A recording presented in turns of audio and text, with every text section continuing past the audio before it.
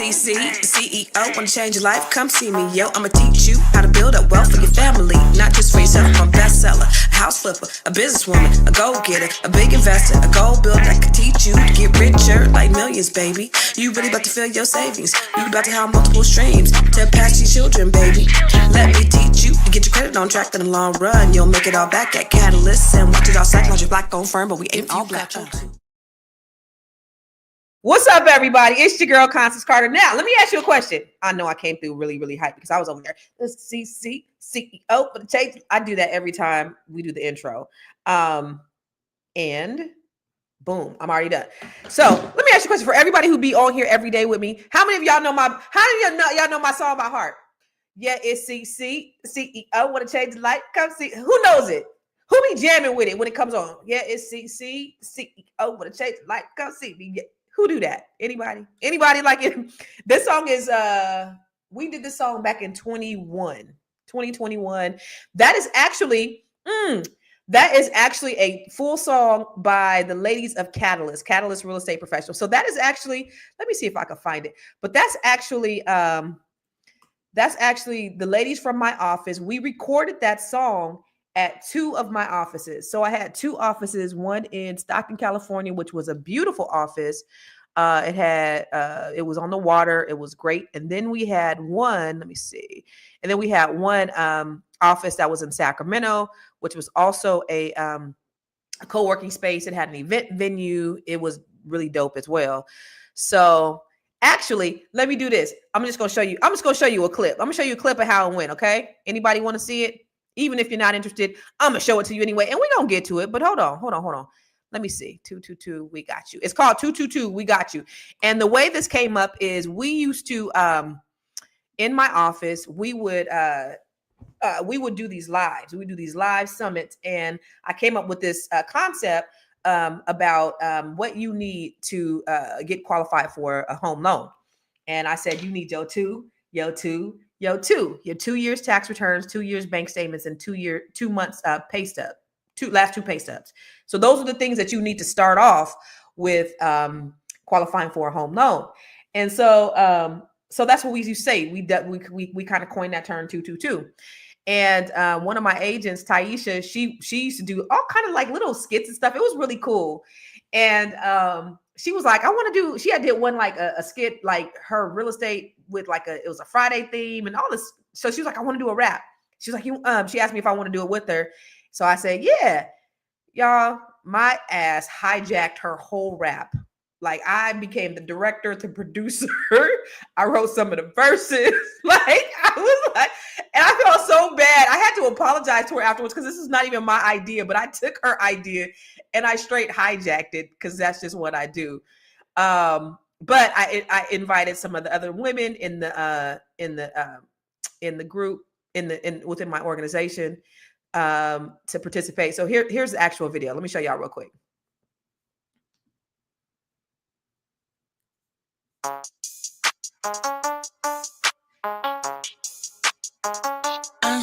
Yeah. Let's go. All right, so that's Marcella. Ladies. That's at our Stockton office. If you got your 2, and your 2, then we got you. Yeah, we got you. Yeah, we got you. If you got your 2, and your 2, then we got you. We got you. Yeah, we got you. 2 years taxes, 2 months bank, 2 pay stubs. You ain't even gotta worry about HUD. Cause if you got your 2, and your 2, then we got you. Yeah, we got you. I heard that you've been shopping. I heard that rent ain't dropping. Oh my God, Taisha here with Catalyst. Let me give you options. Now that rates are dropping at an all-time low, you can quickly get approved with the 640. You know, you can just walk in, down payment, steady income, I'll arrange it. I'll find you a safe haven. Imagine all that you'd be saving. I'm patient, and I even work with sellers off the market so fast. It'll make that picture. You got your 2, your two, and your two. Marcella, Then we got manager you. right now. Yeah, we got you. If you got your two, and your two. Yeah, then we got you. Yeah, we got you.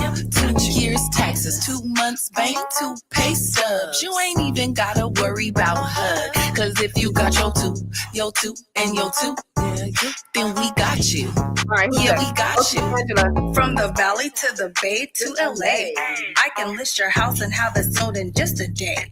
First time buyers, you can come my way, or even if you're investing or you want to upgrade. Okay, my name is Angela. I've been here 30 years, helping people buy their dreams and throw away their fears.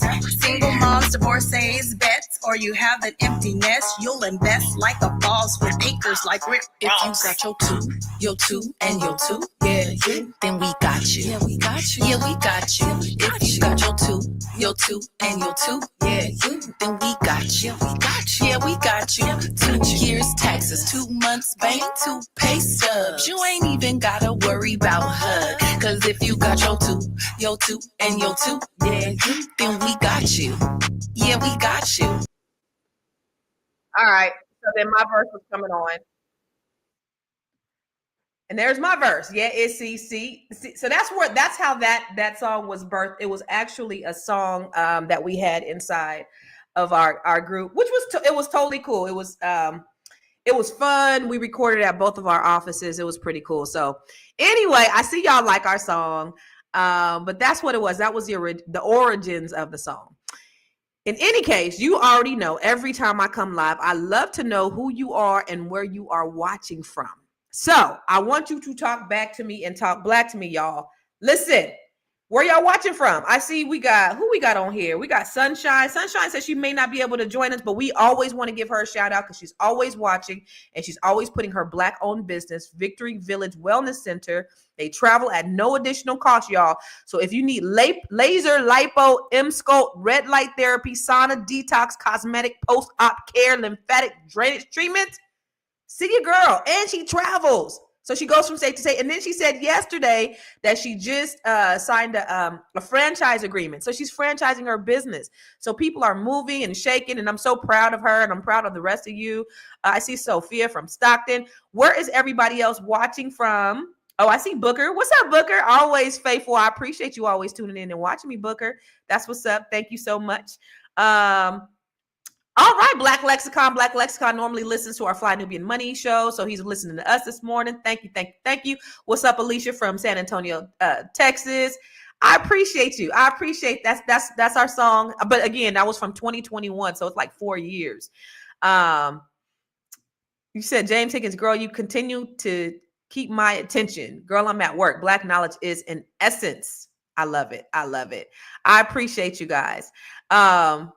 Venus, Texas, Bowlegs Catering. Okay, all right, we got another business. We got another Black-owned business. Venus, Texas, Bowlegs Catering. So that's the other thing is if you have a Black-owned business, I want to be able to shout you out. The only way that we're going to make it through this crazy economy with these crazy people in office is if we support each other. And I'm so happy. I am happy about what's going on. I'm not, but I am. We ain't never in America. Black people have never been. We have never been comfortable. This system has never been designed to work for us. So, typically when America has the cold, Black people get the flu. But I think this is a new day where we are going to be able to mobilize and get together so that we can really make an impact. Let all them people up there fight and do what they do and dismantle everything that they're dismantling. That is quite okay. Because now our conversation has changed drastically. We went from, I don't do business with Black people, to not only am I doing business with Black people, but I'm starting my own Black-owned business. I'm minding my own Black-owned business, and I'm minding my Black-owned business. We're doing that too, right? So we minding our Black-owned business this next 4 years. We already said it. And we're also going to mine, M-I-N-E, our Black-owned business. What does that mean? We're going to work. We're going to build. We're going to create. We're going to grow our Black-owned businesses. That right there is the most important thing that you can do, because you can invest in stock. You can invest in real estate. Those are really wonderful investments. You get a great return on your investment. There's nowhere where you're going to get 100% return on investment than like you investing in yourself. A good friend of mine, I talked to him yesterday, right? I was talking to my friend yesterday, and I was telling the ladies in Net 7, we had Net 7 Collective last night, and I was telling her. So a good friend of mine, he actually calls me his mentor, but shit, he's far surpassed me. He's my mentor at this point, but he started Bump Box, the big boom boxes. I don't know if you've seen them. All the rappers have endorsed them. They're all, you know. So anyway, I'm selling one of his properties, and we were talking yesterday, and I said he said. He was asking me about, you know, some tax stuff, tax strategies with his property. But he said, I just got a $40 million deal with Dick's that has nothing to do with Bump Box. Like, this is a totally different business. I'm like, the hell? So he's asking me different vehicles to put his money in to get a return on investment. I was like, you can put it in here, you can get 10%, you can put in there, you can get, you know, this percentage. And he said, no, I want 100% ROI. I said, that's what the hell I'm talking about. When you invest in yourself, you get 100% return on your investment, because everything you put into it, you're going to get out of it if you are consistent. Okay. One of my favorite scriptures that I learned when I was an adult is, don't be weary in well-doing, for in due season you will reap your harvest. But then there's another part to that. If you faint not. So everything that you sow into your business, you are going to reap back. Everything you sow into yourself, you're going to reap back. You just got to be consistent. And what's that next part? If you faint not. So investing in your business is one of the biggest things that you can do. It's one of the best things that you can do. You know, you just going out there and making sure that you're creating something, not just for you, for your family, for your community. It's bigger than you. And when you look at it, and that's one thing that people have a hard time doing, is when they're looking at, okay, well, why is somebody going to use my services over somebody else's? Well, I'm not good enough. What if I fail? What if I'm successful? Then the demand on me is going to be more. It's going to be greater. Well, what if you succeed and not only you help yourself and not only you help your family, you create a legacy for your children, your children's children, but you're also able to help your community. It's bigger than you. You investing in you is bigger than you. It's effectuating change in so many different areas that you don't even see. When I started investing in real estate, it was never about me. It was about, how can I help people? But look how I'm able to help people like you who are watching me, who watch me every single day. And I don't even know 99% of you guys, but there's something that I say that helps you in some way. And that's the whole purpose. My purpose is helping people. My passion is helping people. So I'm able to effectuate change in other people's lives just by virtue of me being in alignment with my purpose. What are you doing is the question, to be in alignment with your purpose. Are you in alignment with your purpose? You creating a business, you being able to monetize your business to be able to help somebody else, because people a lot of times will pay you handsomely for what it is that you do. So what is it that you do that can help effectuate change and help somebody else? That's the reason why I'm doing a training tomorrow. It's called the Bring Your Idea to Life training. I'm doing this as a free training. I'm doing it for you tomorrow at the same time. So I'm not going to be live here. It's not going to be for everybody. It's only for the people who sign up for it. But if you go to thinkbuildmonetize.com, and you go to the Bring Your Idea to Life training, go thinkbuildmonetize.com. And if you sign up for this training, I'm going to show you tomorrow how to identify your unique genius, how to build your framework to create your business brand, and how to monetize it. We're going to talk about that tomorrow, and that is absolutely free. Y'all, listen, I charge $500 an hour to do one-on-one coaching with me. I have other trainings that I charge for. If you are in my cohort in the Net 7 Collective, you have to invest in yourself to become a part of that. This is a training that you're getting from me live for free. I just actually completed the Bring Your Idea to Life, which is the expanded version of this. It's a 2-day training. I did that over the weekend, and we had some amazing outcomes. Here's Janelle. Hopefully, Janelle, if you're watching, shout out. So basically what I really got out of this is I came with just an idea. I really didn't know how or what to do, but listening to all the tools, listening to other people, getting that personal recommendations, it really just helped me a lot.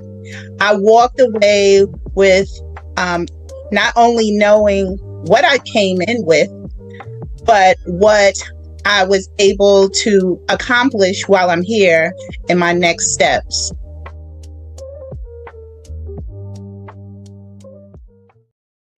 So that is going to be Friday. If you are interested, if you want to learn how to invest in yourself, because again, you are your biggest commodity. I'm doing this for you as a free training for you. For those who sign up, we're gonna get that information out there, and then it'll be a part of the Grow Your Money Club. So then you'll have to pay for it in order to see it.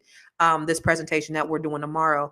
So if you're interested, go to thinkbuildmonetize.com. What's up, Montez? Go to thinkbuildmonetize.com. so that you can sign up for this training so that you can be a part of it. And we can talk and we can rap and we can figure out what your business is. Last night we had the Net 7 Collective, which I have every Wednesday night. What you guys been doing this weekend? And of course, listen, if this is your first time listening, I'm not like your average quote unquote podcaster or live person. Like, I like to interact. This is a dialogue and not a monologue. So I like to rap with you and see what's going on with you also. But last night we had the Net 7 Collective and it was so great. We just pulling these businesses out of these ladies is so inspiring, and to see where they are, and to see like when one of the sisters has an issue or when they're weak, you have the other ladies, the collective, that's strong. One of the ladies wasn't 100%, and she was actually, so I break them out in breakouts. So we do like this personal development piece in the beginning, and I put them in breakout rooms and they talk to somebody individually. And so Miss Black Hollywood, she was actually in a breakout room with another lady, and she was going through some things that nobody knew, and she said, can we just take a moment to pray?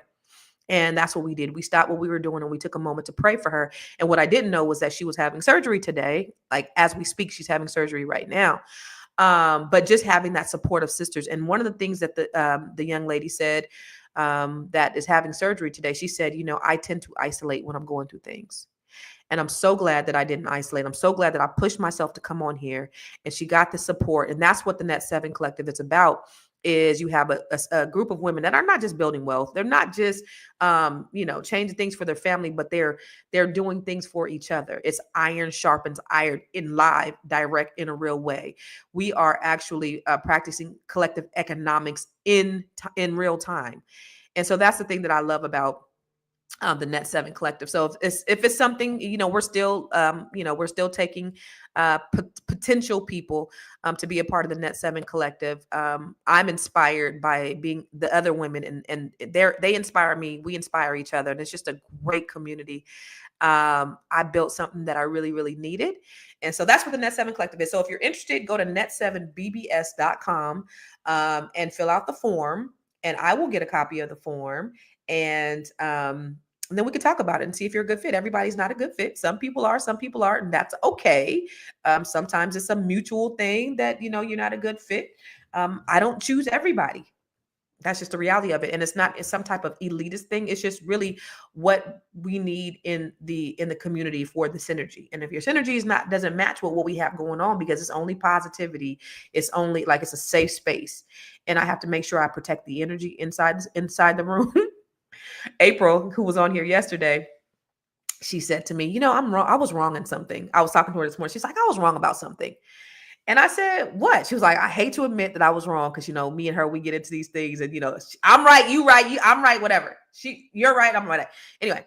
So she said, when I told you to just let, just let people in and just take their money and let people in, that's not the right thing to do. I said 100% right. All money is not good money. No, sir. All money is not good money. I will not have anybody coming in and messing up the sanctity of the space just because I'm getting their money. This is not that type of situation. I've always been the type to forfeit money before I will let somebody come in and ruin the synergy of my company, Catalyst Real Estate Professionals, of my community, Net 7 Collective, or anything that I'm associated with. Peace is way more important than any amount of money anybody can give me. It's not about the money for me. So I do want to get into the whole idea of the Department of Education being dismantled as of today, because that's what you're here to talk about, right? That's what you want to listen to. And this is important because I have, thoughts about this. Now we're seeing like in the media, and it depends on which media you listen to. If you listen to more liberal news, they're saying that, this is a mistake and can't happen.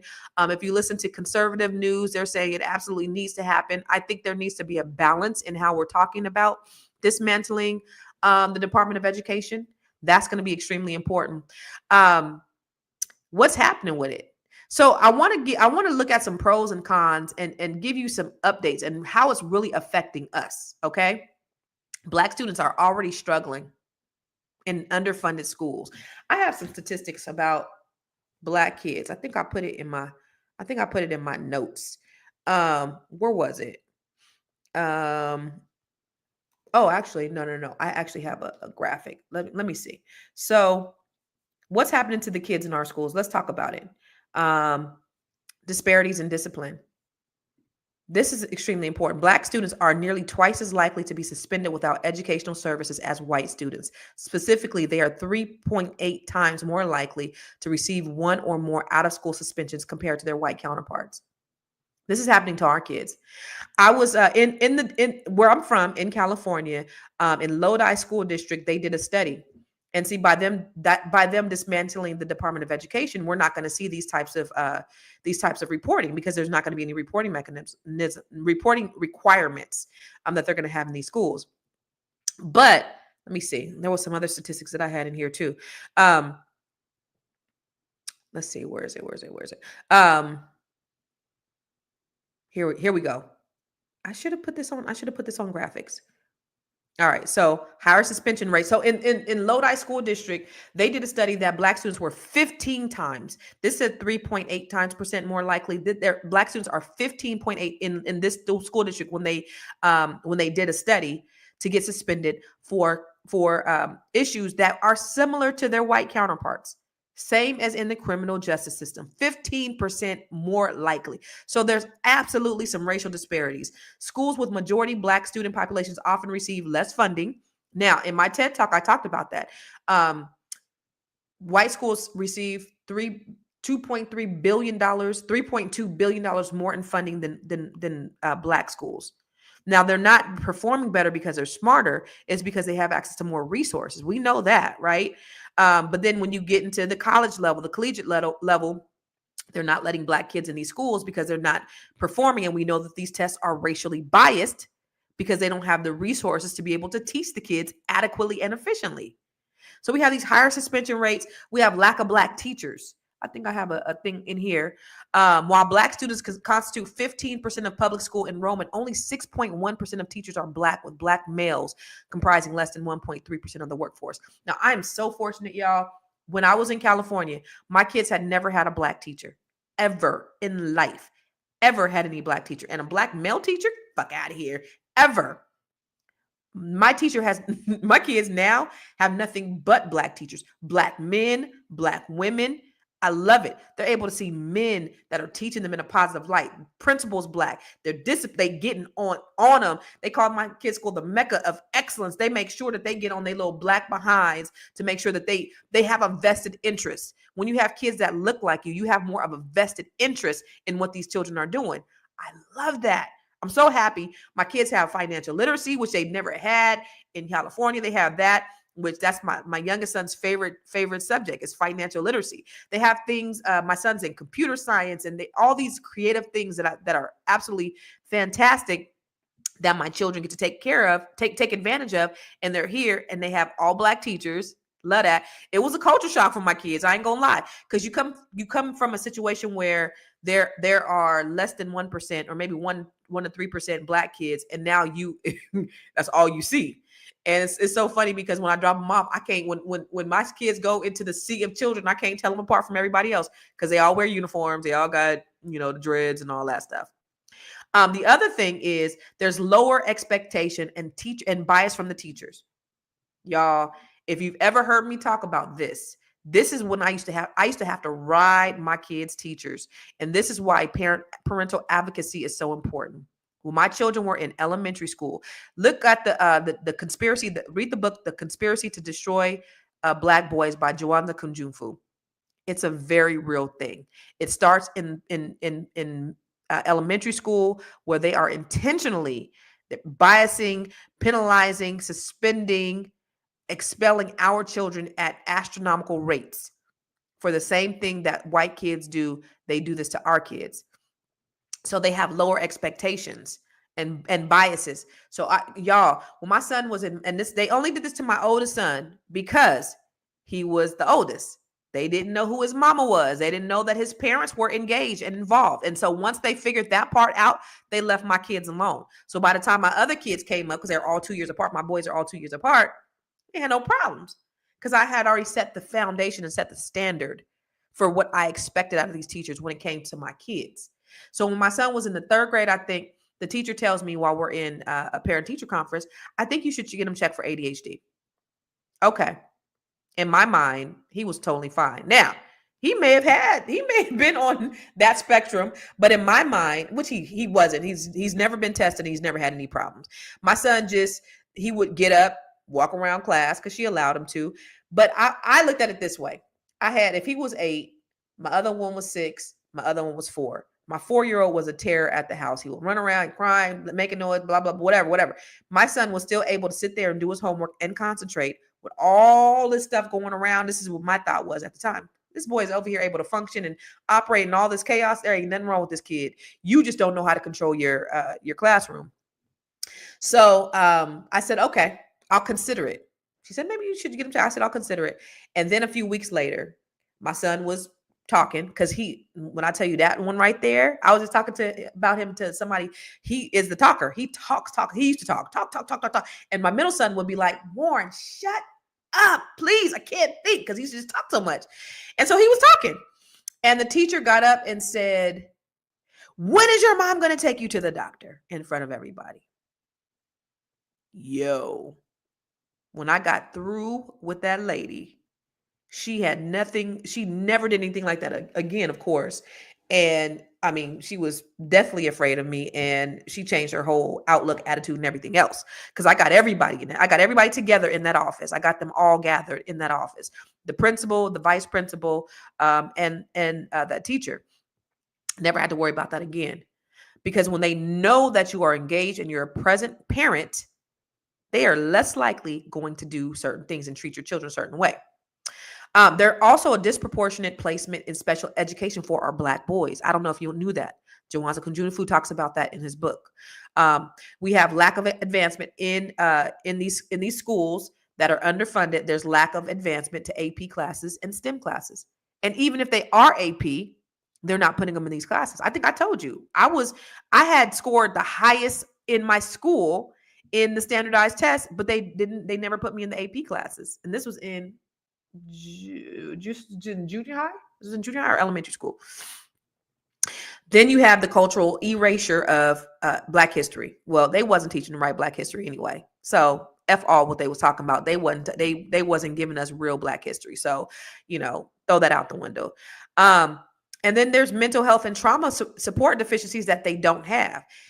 So they criminalize our kids. They're not teaching them the history. They're biased. They're putting our kids in special education. This is what's going on. And I want to talk. We're going to talk about the pros and cons of the dismantling of the Department of Education. I want to know what you think about this, because what's happening is, if we listen to the media, we complain about the schools, we complain about the systems. And that's actually what we were talking about in Net 7 last night, because we have several educators and they're like, oh my God, Trump is dismantling the Department of Education. What are we going to do? And, of course, for these Title I schools, which are the low income schools, are going to be deeply affected. All of these things are going to happen. So what is your opinion on what's happening with the dismantling of the Department of Education? Do you think this is a good thing? Do you think it's a bad thing? Is it long overdue? Do they need to kind of watch what they're doing a little bit before they do it? Like, should they be taking, more careful steps? How do we overhaul the Department of Education if it needs to be overhauled? How are we really going to be able to do that? Booker says, I volunteer at elementary school, and this is true. The teachers are burnt out and giving up. It is a mentorship program. Just want to encourage people to get involved and be the change. I love that. I love that. What do you guys think? Should they be dismantling the Department of Education? Do you think that's a good thing, or you think that's a bad thing? I want to know what your comments are. Put it in the comments. What do you guys think? So y'all ain't saying nothing. There's a lot of y'all watching, but ain't nobody. Y'all peeking, but y'all ain't speaking. What's really going on? What's really going on? So let's look at that objectively. When we say that we need an overhaul, I want to ask you guys a question. I don't know if you guys remember this lady, Kelly Williams Bowler. Do you remember this story? This was back, I think, in 2011. This lady was jailed for sending her daughter to a better school. Schools are so bad in our neighborhoods that, people will lie to put their kids in better school. She was in Ohio, and she was convicted of lying about her residency to get her daughter into a better school. Her daughter, her father actually lived in this district. And so she was using her father's address to move into this district, and the school got suspicious. They sent a private eye. They spent their resources to send a private eye to follow her to figure out that, hey, she doesn't really live here. And oh, by the way, she served time. Her father ended up investigating her father for something totally different. He goes to jail for 11 months for something totally different, and he ends up dying in prison. All because she wanted to put her kids in a better school district. So her father dies, her family's destroyed, all of these things because she wanted to put her kids in a better school district. These are the things that Black people have to suffer with. When you had Brown versus the Board of Education, it was supposed to eliminate segregation in schools. What happened? Did it really eliminate it? I don't know if you know, but schools are funded by local taxes. So if schools are funded by local taxes and you have urban decay, and urban decay do you guys know about urban decay? Urban decay has been exacerbated by white flight. So when these white people left these urban neighborhoods, they took the economies with them. The federal government or the local government stopped funding these communities. They would take out all the local stores, all the economies. Now we don't have any money. Now we have blight. Now we have decay. And the little bit of local taxes that we have are going into the schools. And that's the reason why you need federal funding to go to these Title I schools, which are the poorest schools. So we need that from federal. But what Trump is proposing is that the state takes care of this. The state takes care of the funding for the schools. Okay, cool. If the Department of Education is not going to be helping funding the schools, because they don't have anything to do with the local curriculum. That's why you have states like Florida and Texas that are taking out the critical race theory. They're not trying to teach Black history. But you have other states, because the states, what's mandated by the state, what the curriculum is mandated by the states, but the federal government gives funding to the states to be able to address some of the discrepancies and the disparities. That's what we need. The good thing is you may have a situation where you have more school choice, right?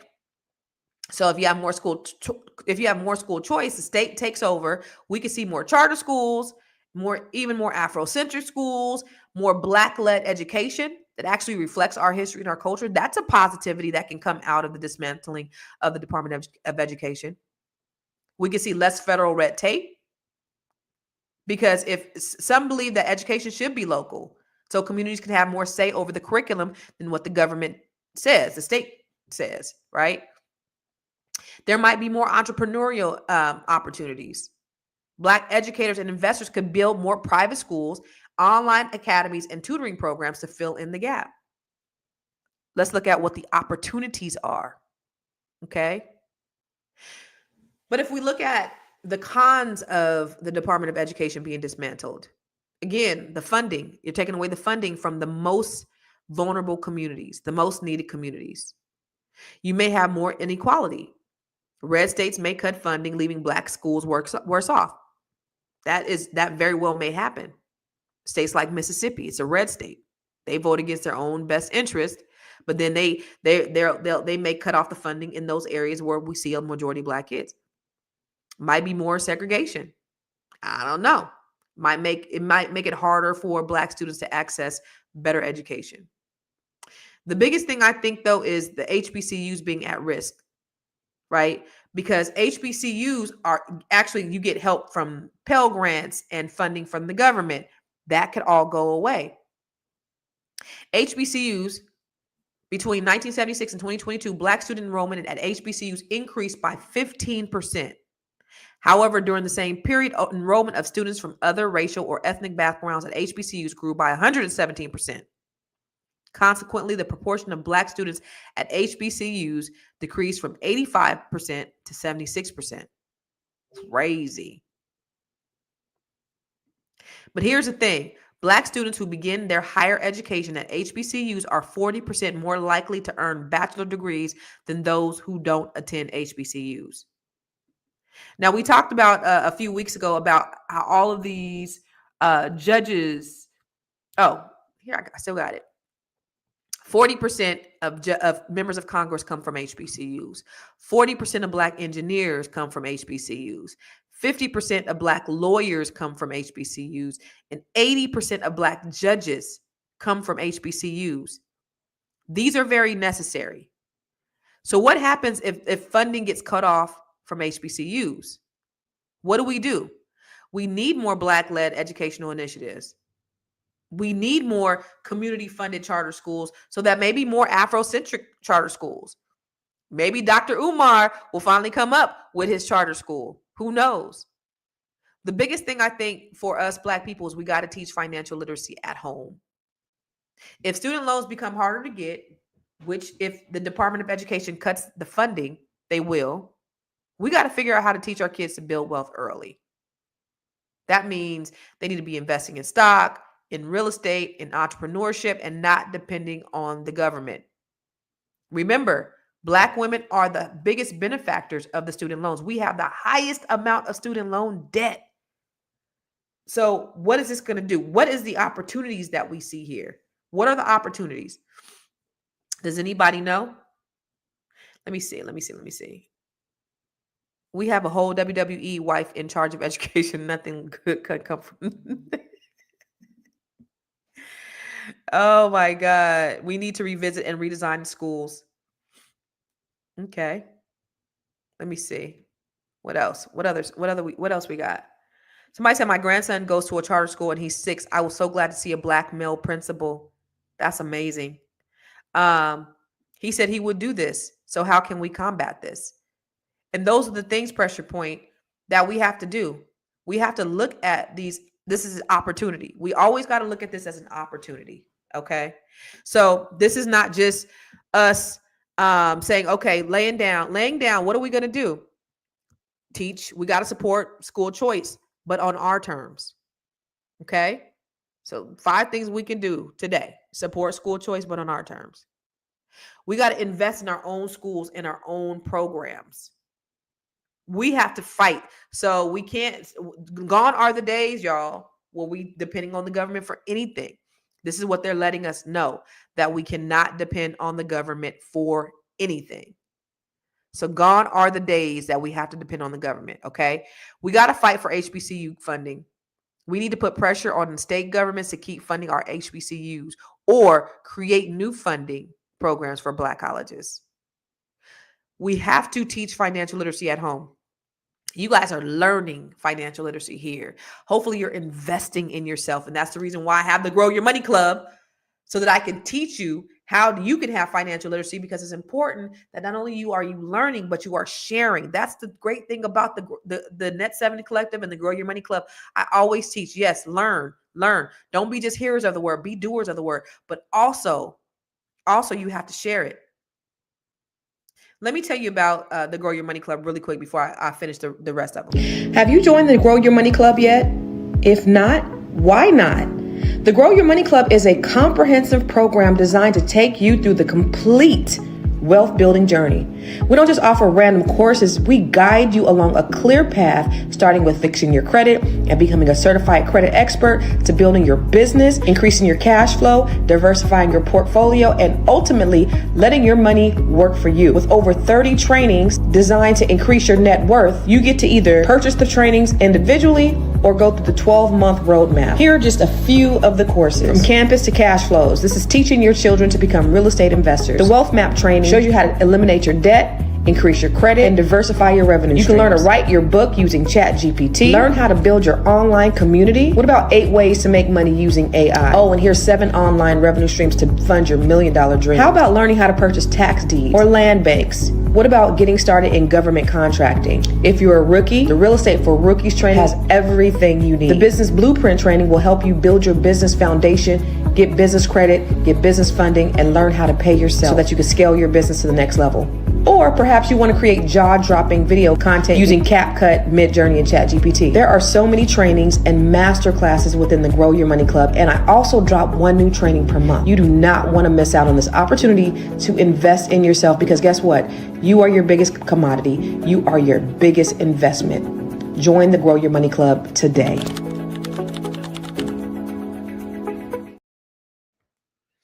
So listen, the reason why I'm doing this for you all is because I want to create a space where you can learn. We have to close this wealth gap. They say in 2017 that our median wealth is going to be at 0, and they're doing everything that they can to make sure that that comes true. Really, if you don't think these white people is thinking about you, guess what? They are. And they have been planning your demise for the last 50 years, literally. They always try to figure out a way that they can destroy you. They really do. Think about, I'm always going to give you the historical perspective, but I don't want you to forget, because I want this to be ingrained in your mind. After the Civil War, after slavery ended, they started criminalizing Black people because the 13th Amendment said slavery is outlawed except for what?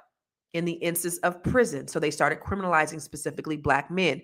That's why you see a disproportionate number of Black people in the prison systems, because it was designed that way. How do we still be the superpower of the world, but but slavery is outlawed? We're going to go ahead and criminalize them. So they've been criminalizing Black people since the end of slavery. Okay. Then you have Black communities that are built up. You have Wilmington, you have Rosewood, you have Greenwood, you have all of these communities all over the place. Some of them they burned down. We know that. Some of them they bombed. We know that. Also, they've done eminent domain. They put freeways through these communities. They put them underwater. They've created parks. Central Park was created from a Black affluent community. Every time we've taken 2 steps forward, they've pushed us 10 steps backwards. Okay. There's been all of these things. So when we try to assimilate and we say, we're speaking the voice of the majority in power, and when we're in unison with them, their interests are not the same as ours, because their interests have always been against us. And we have to close our ears, and we have to really start acting according to our best interests, because they really don't have our best interests at heart. So when you see the rise of civil rights leaders, who killed them? Who killed all the civil rights leaders? The federal government, an entity of the federal government. We know that the CIA put drugs in our communities, and then they criminalized us. There has been a conscious effort to destroy Black people. So now they're saying that our wealth is going to be at 0 in the year 2053. That very well can happen if we keep on the trajectory. I do believe this is a new day with this new administration, not because they're doing anything for us, but because they're continuing to blatantly try to destroy us. But what that's done, Black people, is that's causing a great awakening of us. Our conversations are different. How we move is different. We are mobilized and we are making money. We are doing the things to come together to build, because we know who our real enemy is.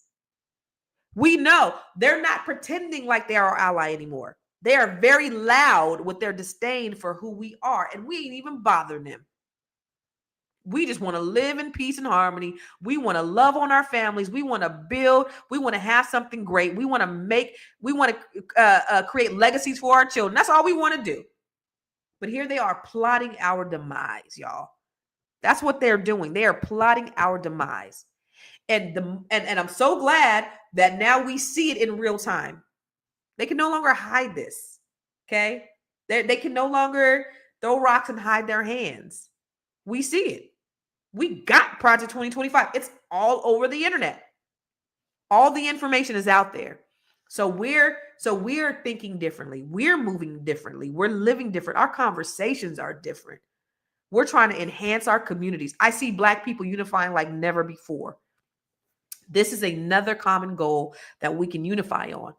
They wasn't educating our kids anyway. So what? Okay.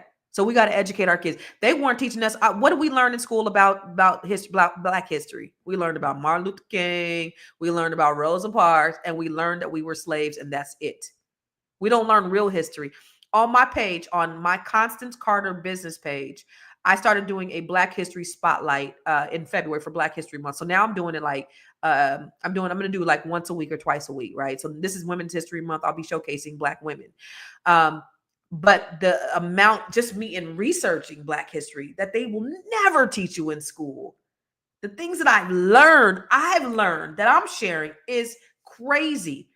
And it's getting so much traction because this is the stuff that hasn't been taught in school. Make sure you follow me on everywhere I am Constance Carter. Yes, they feared the Black Messiah. J. Edgar Hoover said the biggest threat to America was Negro unity. All we trying to do is feed our families. All we trying to do is live without you brutalizing us. That's all we want to do. And you want to continue to oppress and brutalize. Somebody said on one of my posts the other day, well, it was a white guy too. Indians have darker skin than you. You know, they don't complain about discrimination. People really think that. Or why is this race doing this?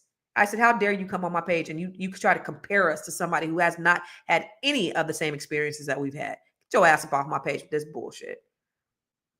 Because they don't know, and they refuse to empathize with us, and they're never going to be able to walk in our shoes. So therefore, they have no empathy. They try to empathize as much as they can, but they really don't know what it's like to be Black. Oh yeah. Somebody called us the darks yesterday. Remember somebody called us the darks? I don't know if he was on there. Some Confederate person happened upon the stage yesterday, the page yesterday, and he called us the darks. That was real cute. But this is why the conversation needs to be changed. So I look at this as the glass is half full, as I try to do with everything. And I try to think about, okay, what can we do to solve the problem? We got to be less dependent upon the government. We got to have more sovereignty within ourselves. We have to have more autonomy with our children. We have to do those things. Because if we leave it up to them, and we've left it up to them for the last 50 years, what's happened to our children's education? You will go into a Black school that was had no money and was tore up and was impoverished, and those kids were thriving, just like in South Africa, right?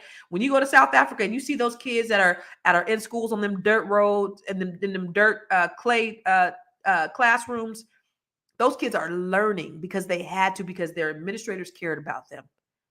They're not criminalized. Our kids weren't criminalized. The teachers loved them. But as soon as we were sent into a burning house with integration, then we start to see this huge disparity in how our children were treated. We started seeing disparity in test scores. They were saying that we're not as smart. Our IQs aren't as high. Come on. It's all of those things, y'all.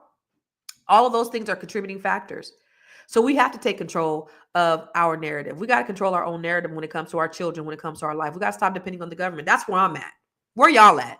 What y'all doing? So let me see if I got any Britt said, I went to a public school, then private, which turned to a charter school. Then we moved to a suburb. The inner school cities didn't have central air. Listen to this: nice new books and better food options. And they're talking about getting rid of the libraries, by the way, y'all. I think, let me see, who else?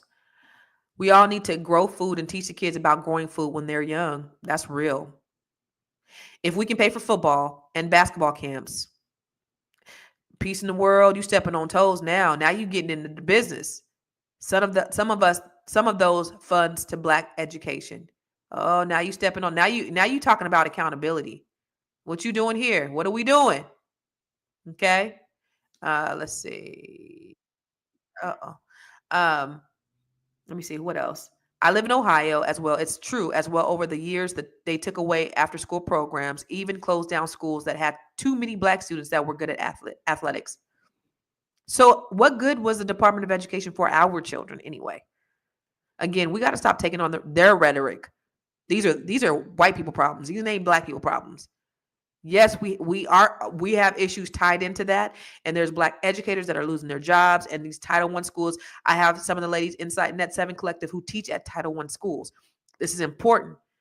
My question to them last night was, well, then how do we pivot? Then how do we shift? And my directive to them last night is, we have several educators inside the Net 7 Collective. I want you guys to get together and create a small group and think about what you guys could do together as a collective of educators, of what you can do to change the narrative. Because we have to be intentional about what we're doing. We can't wait on the federal government. They don't give a damn about y'all. Newsflash, they don't. Parents have to teach their kids, do homework, make sure their kids are doing their homework when they come home, and pay for tutoring for their kids. Yep. Brother Man said, we have too many of our young men and not women that can't wait to go to prison. You think so? After civil rights law was passed, they've been working hard to dismantle. Come on, peace in the world. You see that. Welfare. What happened? Can't have no man in the house, but you're not going to give our black men no job. So now we got to choose between, do we have our black man in there with our 6 kids? He ain't got no job. I ain't got no job. We just going to be looking at each other with love, and our stomachs is touching our backs. Or do I go and ask the system for help to give me some kind of assistance, but you can't be in the house? And oh, by the way, if you do come home, you got to hide in the closet, and we are subject to possible raids by these people. And you have to, just humiliate our men to be able to accept that. You are absolutely right.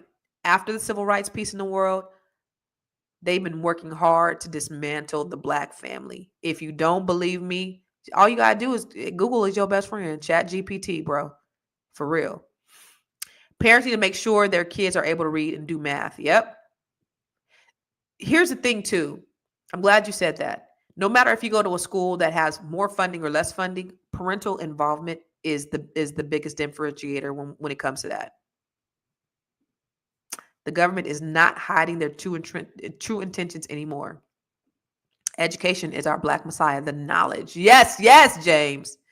I try to keep my friends and coworkers informed. Make sure that you share this with your friends and your coworkers, because they need to hear this. They need to understand. And I may rant especially about our history, but here's the thing. A lot of people have opinions based upon what they see in front of them. They don't know what's going on. They don't have a bigger worldview, a bigger picture. And so I always want to go down that road and just paint this picture for you so you really understand what it is that we're dealing with. Because you will hear people, especially with microphones, that say the most ignorant ass shit you would ever want to hear, but they have no historical context for what they're speaking on. And so if you really knew what was happening historically, then you can really kind of formulate or hypothecate or have a hypothesis or educated guess or an answer on what's really going on, an educated dialogue, so that's the reason why I always go down that road, because I really need you to understand what it is that we're dealing with and who it is that we're dealing with and why it's so important, y'all, for us to mobilize. Constance, you are enlightening us to ask ourselves who controls what gets in history books, schools, and only hear about Martin Luther King and Malcolm X in every generation. We got to do better. We have to do it. We got to figure something out, right? We got to start our own school system, something. Educate our kids at home, something, right? Brother Man said, we are waiting on the wrong people to solve our problems. Unfortunately, it is not a silver bullet answer. Everyone pick a cause and go for it. That's what we need to do also, right? But the real thing, I think, is to get active, get information, do something. Don't wait for somebody else to do it. I'm going to wait to see what they do before I do something. Nah. If you have kids, if you have grandkids, if you have nieces or nephews, there's little things, there's little needle movements that you can do to kind of make a big impact. We do need to create our own system within our homes. Yeah. Our relationship, stop thinking the other way is the right way. Yep. Good stuff. They have resources to help their students all over PWIs. And in the inner cities, I barely got help and struggle. That's so sad, but that's so true. Ain't it, Britt? We'll be forced into self-autonomy, which is good. Boom. They're already forcing us into self-autonomy, right? They're doing that. That's why I said this is the best time to be alive. Because before we were fooled by us thinking that they had our best interests. In the meantime, we're suffering, we're dying, our men are going to prison. There's a disproportionate amount of families. Divorce rates are high in our communities. Crime rates are high in our communities. Like all this stuff is going on. And we think that these people have our best interest when they're the ones that are putting the drugs in our community and they're saying, stop doing drugs. And then they criminalize our people for doing drugs. Then you have a big drug epidemic in the white community. And now it's an illness. We need to open up more hospitals for them. They're not putting them in prison. And listen, now is also the best time in the world to be in the state of Maryland. Because not only do we have a Black governor who's so progressive, we have a Black mayor in Baltimore, my homegirl, Aisha Braveboy, who was on the show last month. She just won. She was state's attorney. Now she's a county executive. We got Black people in position. But Governor Wes Moore, he just pardoned, I forget how many thousands of marijuana offenders. He said, now it's time that we even the playing field, that we right this wrong that's happened years ago. People doing life sentences behind some weed, and these white people, and me too, because I got a marijuana dispensary, are getting paid to do the same thing legally. It's not fair. So it's so great that we have, these progressive thinkers over here that are actually doing the work to make sure that they right the wrongs that have been done to Black people. Look, Biden called Black men super predators. He had the Biden crime bill. Lots of Black families are broken and dismantled as a result of what this man did and his policies. We got to look at both of them with a clear lens. We got to look at both of them. Okay. So you guys mad at Trump. What did Biden do? What have they been doing secretly to Black families for the last 50 years? No matter who's been in office, whether it was a Democrat or a Republican. That's why we got to take that back. We have to have control over our own communities. I'm not at all mad at the lady that, I don't know if y'all seen that viral video of the lady who talking about segregation. I'm not really that mad at it. It doesn't seem like a really bad idea if we had autonomy. But like you said, who was that? He said, what'd you say about autonomy? He said, we will be forced into self-autonomy. They are forcing us into self-autonomy. That's a bar right there, yo. We need to teach them how to work with their hands, carpentry, all of that. So that's another thing with the Department of Education being dismantled. You'll have more charter schools popping up that will show them those types of jobs because they've taken all those jobs out. We were talking last night in the Net 7 Collective. I was saying kids don't even know how to address an envelope. They don't. There's basic things that kids don't even know how to do. There's no home economics. They don't know how to cook. They don't know how to just do basic shit. These kids ain't worth a damn. They might have some brain smarts, but they don't know how to work with their hands. Well, perhaps we can bring back charter schools that incorporated those types of things because we need them. We need that. Okay. Don't forget our people locked up for marijuana, but they own the majority of the dispensaries. Yep. Yeah. So we have to be more proactive, ladies and gentlemen, on this. We have to be more proactive in how we interact. And the government is not going to save us. I promise you. And so the moment that you think that the government is going to save us is the moment that you've lost your mind, because they're not going to do it. They're just not. So I wanted to show you all, what I want to show you. Let me see. Oh, it won't let me upload it. Oh, I think I have a Ask Constance. So let's go to the Ask Constance. Where's Ask Constance, Jahari? We got it. We good? Where's Ask Constance?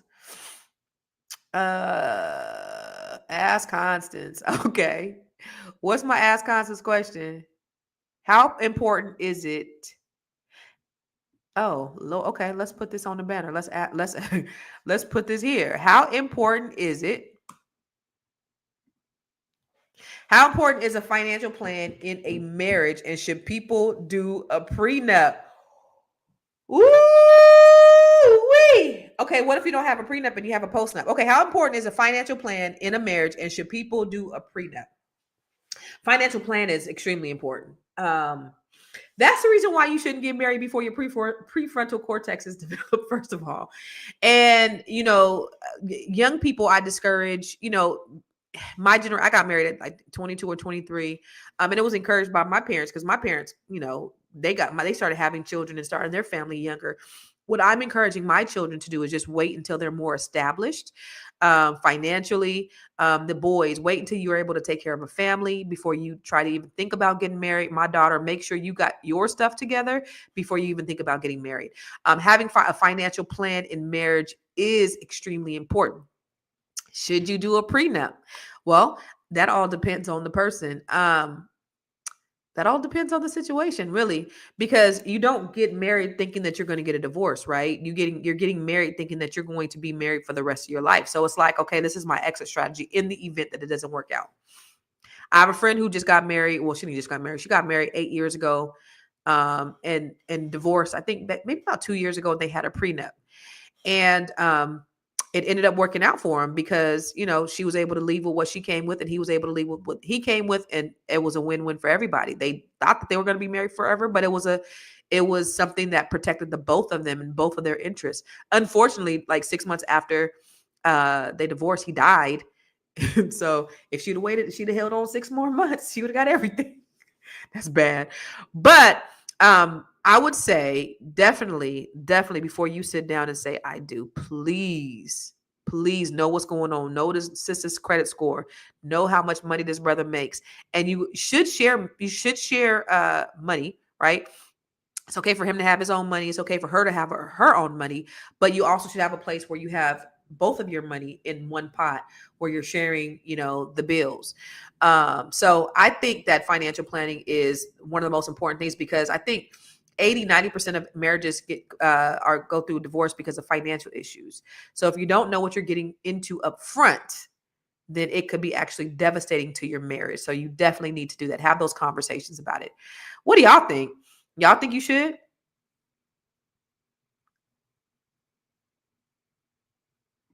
Yes, you need to know the credit score. Absolutely. Don't get married until you're 30. I'm with you, Brian Shanklin, on that. That's what I'll be telling my kids. Rochelle, okay. Bill Gates and his everything. Okay.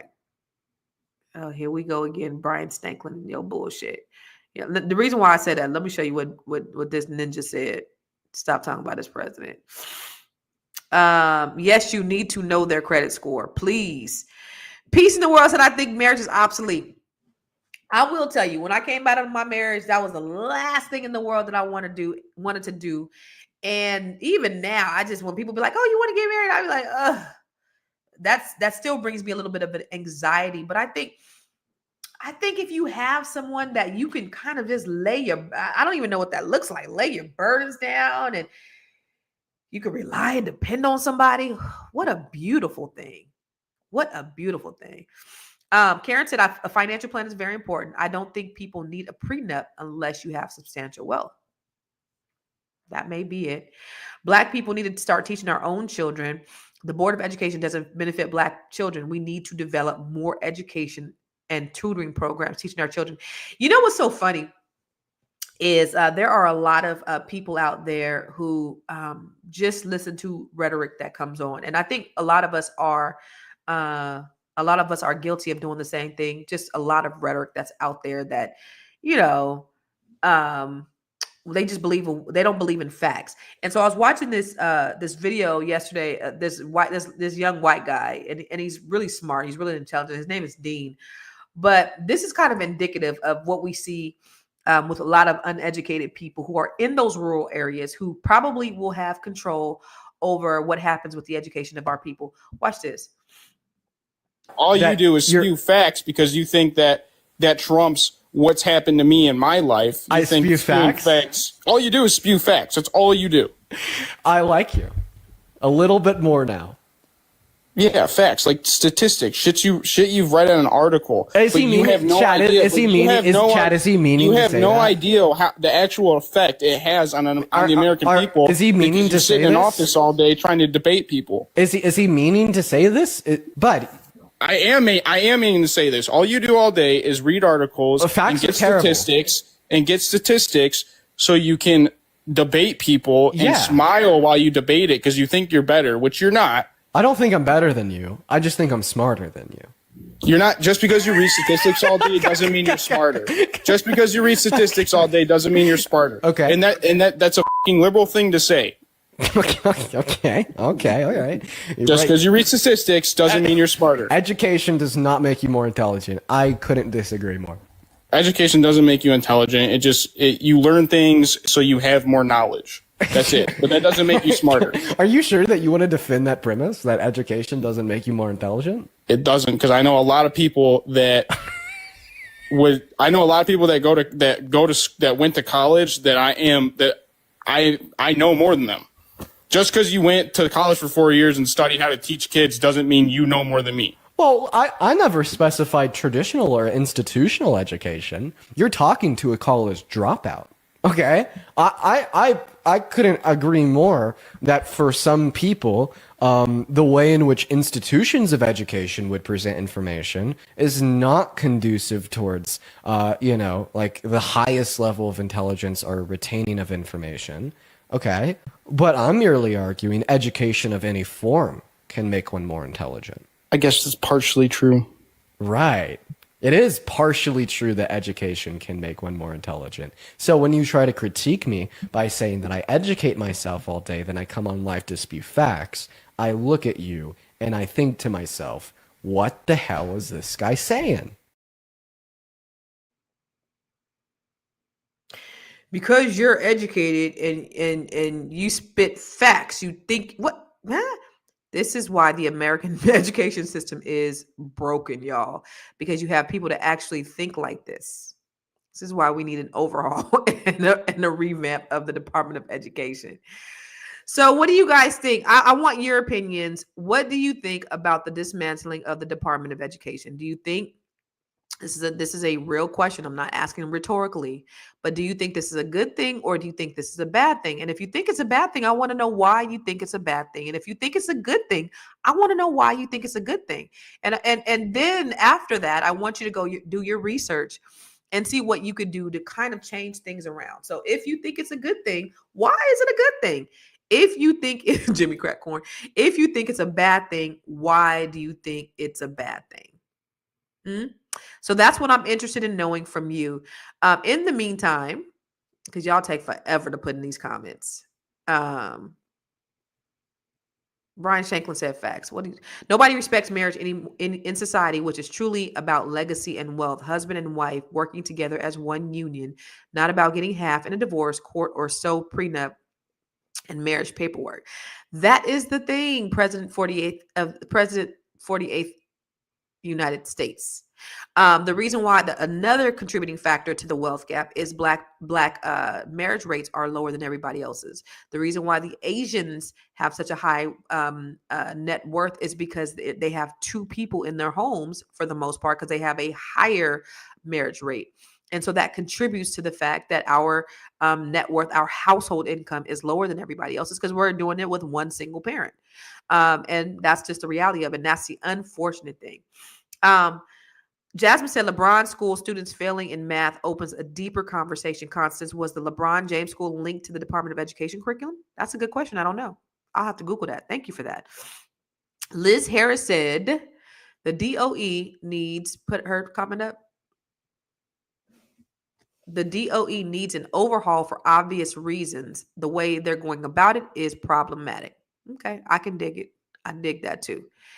What do you do though? It's like they've been talking about literally overhauling the Department of Education, I think since the 70s, and nobody has had any real solutions. So we'll see. We'll see what happens. But I know with everything that Trump's going on, what's going on with Trump, it's caused a ripple in the economy, in the stock market.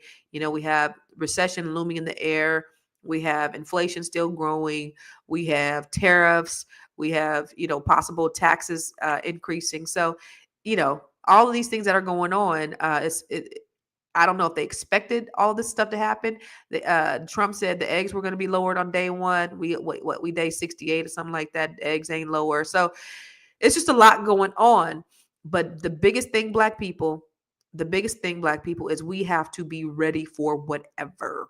Okay, so that means educating our children, make sure we're insulated, make sure that we are spending money with each other, make sure that we're investing in ourselves. The Grow Your Money Club. Remember, the Grow Your Money Club is a way that you can invest in yourself. Go to growyourmoney.club. That's the reason why I come live here every day, to educate you in some way. But the Grow Your Money Club is something that, in addition, that's going to help undergird you and really educate you on what you need in order to go from being just an employee to having one revenue stream, to having multiple, and having your money work for you. If you really want to make your money work for you, you need to go and sign up for the Grow Your Money Club. So go to growyourmoney.club. Now I'm out of here. I wasn't supposed to be on the next podcast, but it looks like duty calls and they asked me to be on the next podcast too. So I'm gonna get out of here. Make sure you guys watch the Fly Nubian Money show. And let me tell you about the Black History Spotlight. These are always good. This was such a fascinating story to me. I want you guys to see it. I didn't know all of this stuff about Stagecoach Mary until I actually did a little bit of research. I think it was really dope. Watch this. Listen, family, when we talk about Black women breaking barriers, we got to talk about Mary Fields, aka Stagecoach Mary. She was a whiskey drinking, cigar smoking, gun toting legend who didn't ask for permission to take up space. She just did. And she did it on her own terms. Now picture this: 6 feet tall, 200 pounds, with a gun tucked under her apron and pants under her skirt. Mary wasn't about to let society tell her how a woman should act. She drank her whiskey straight, she cussed like a sailor, and smoked handmade cigars. And the best part, she was so respected in her town of Cascade, Montana, that the mayor gave her a special permission to enter any saloon she pleased, even though women weren't allowed. And let me say that again. They had rules for everybody else, but not Mary. That's the level of respect and power she carried. But let's be clear, Mary's journey didn't start in Montana. She was born in enslavement in Tennessee in the early 1830s, spent 30 years of her life as somebody else's property before she finally got her freedom. And like so many of our ancestors, she had to keep moving, keep grinding, keep pushing just to survive. She worked in Florida, then in Ohio, just trying to make a way in a world that wasn't built for her success. But Mary wasn't the type to let life push her around. At 52 years old, Mary found her true purpose when she heard that her best friend, a nun in Montana, had fallen sick with pneumonia. She dropped everything and traveled across the country to nurse her back to health. And when her friend recovered, Mary decided to stay, and Montana would never be the same. She became a vital part of the Cascade community, and y'all, they didn't just tolerate her, they celebrated her. On her birthday, every school in town shut down, y'all. People loved and respected her like family. She became the first Black woman to work as a U.S. postal carrier, fearlessly delivering mail across dangerous territory. Here's what I need y'all to take away from this. Mary Fields didn't shrink herself to fit into society's expectations. She carved out a space and forced the world to respect her. She lived boldly, she protected her people, and she never let fear or limitations define her. And that's exactly why I want every Black woman listening today to remember, you don't have to fit into anybody's box. You don't have to wait for approval. You just have to show up, be fearless, and own your own power. So tell me this. What legacy are you building? Because Mary Fields left behind one that still inspires us today. Now drop a Black fist in the comments and share this story, and let's keep celebrating the Black women who paved the way. Yo, I love that story about Stagecoach Mary. I wanted to remind you before I got out of here, I'm not going to be live tomorrow. I'm going to be doing a special training, the Think, Build, Monetize training. So I'm going to show you how to take your idea. Y'all, this is so important because your idea, your business is going to be the great equalizer in this economy with everything that's going on. So take your business and monetize it. So if you want to think it, let's build it and let's monetize and let's get in action. So tomorrow, only for the people who are registered, this is going to be a closed training. But if you sign up, you will have access to it. And then if you want to watch it after the fact, you're going to have to go to the Grow Your Money Club. But in order to register, go to thinkbuildmonetize.com if you want to be a part of this training.